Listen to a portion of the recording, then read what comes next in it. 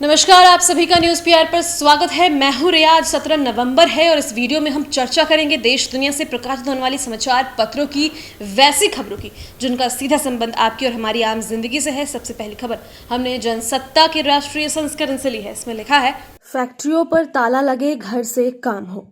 दिल्ली सरकार ने कहा पूरे एनसीआर पर नियम लागू हो। दिल्ली एनसीआर में गहराते प्रदूषण संकट से निपटने के लिए मंगलवार को केंद्र ने यूपी, हरियाणा, दिल्ली और पंजाब के अधिकारियों से आपात बैठक की।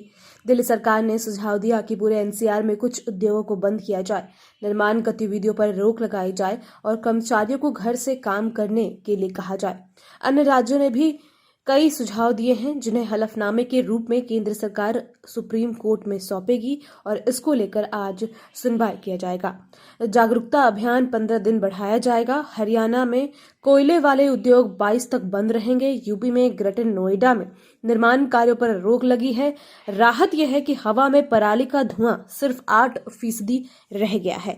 अगली खबर, इंटरनेट पर बच्चों के यौन उत्पीड़न मामले में छापे, 10 हिरासत में लिए। केंद्रीय अन्वेषण ब्यूरो यानी कि सीबीआई ने इंटरनेट पर बाल यौन उत्पीड़न सामग्री परोस रहे लोगों की तलाश मंगलवार को 14 राज्यों और केंद्र शासित प्रदेशों में 77 जगह ताबड़तोड़ छापेमारी की। जांच एजेंसी ने 10 लोगों को हिरासत में भी लिया और देर रात तक एजेंसी की कार्रवाई जारी रही। सीबीआई प्रवक्ता आरसी जोशी ने बताया कि हिरासत में लिए गए लोगों की गिरफ्तारी की औपचारिकताएं पूरी की जा रही है। इस मामले में कुछ और लोग भी गिरफ्तार किए जा सकते हैं। उन्होंने बताया कि इस मामले में 83 लोगों के खिलाफ केस दर्ज किए गए थे। इसके बाद मंगलवार को 400 से अधिक अफसरों की टीम ने एक साथ छापेमारी की। तोहफा, देश के सबसे लंबे एक्सप्रेसवे का लोकार्पण। प्रधानमंत्री नरेंद्र मोदी ने मंगलवार को यूपी के गाजीपुर से राजधानी लखनऊ को जोड़ने वाले देश के सबसे लंबे एक्सप्रेसवे का लोकार्पण किया।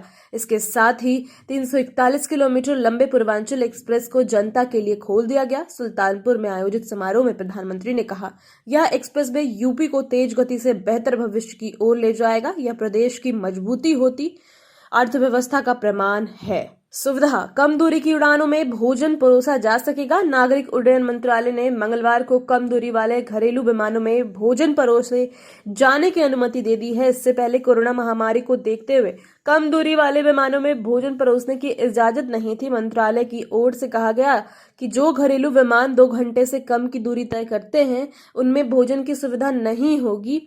कोरोना महामारी को देखते हुए 15 अप्रैल से यह सुविधा बंद करा दी गई थी। अब मंत्रालय की तरफ से जारी बयान में कहा गया कि कम दूरी वाले घरेलू विमानों से जुड़े एयरलाइंस विमान के अंदर भोजन परोस सकते हैं। चौकीदार से डीजीपी तक की जवाबदेही तय। बिहार की ओर रुख करे तो शराबबंदी कानून को और प्रभावी बनाने के लिए गांव के चौकीदार से डीजीपी तक की जवाबदेही तय कर दी गई है। मुख्यमंत्री नीतीश कुमार ने साफ कर दिया है कि शराबबंदी का किसी भी स्तर से उल्लंघन बर्दाश्त नहीं किया जाएगा। मुख्यमंत्री की अध्यक्षता में मंगलवार को 7 घंटे चली समीक्षा बैठक में यह भी निर्णय हुआ कि सेंट्रल टीम राज्य भर में छापेमारी करेगी और अगर वो कहीं भी शराब बरामद करती है तो संबंधित थानेदार को तत्काल सस्पेंड कर दिया जाएगा। सरकारी कर्मी गड़बड़ी करेंगे तो बिल्कुल बख्शे नहीं जाएंगे। साथ ही शराबबंदी को लेकर लोगों के बीच जागरूकता अभियान चलाया जाएगा। नक्सलियों को हथियार सप्लाई करने वाले गया के 3 जवान समेत गिरफ्तार। झारखंड में 1 करोड़ के इनामी माओवादी पतिराम मांझी समेत झारखंड बिहार के बड़े आपराधिक गिरोहों को हथियार कारतूस की सप्लाई करने वाले गिरोह का खुलासा हुआ।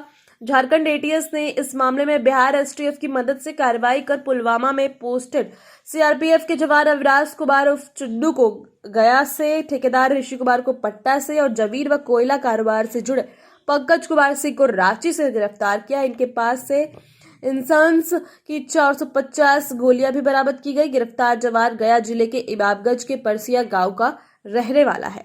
दर्दनाक, लखीसराय से पटना से लौट रहे 6 लोगों की सड़क हादसे में मौत। लखीसराय जिले के हलसी थाना क्षेत्र स्थित पिपरा गांव के समीप मंगलवार की सुबह एनएच 333 पर सवारियों से लदा टाटा सुमो वाहन एलपीजी सिलेंडर लदे ट्रक से टकरा गया।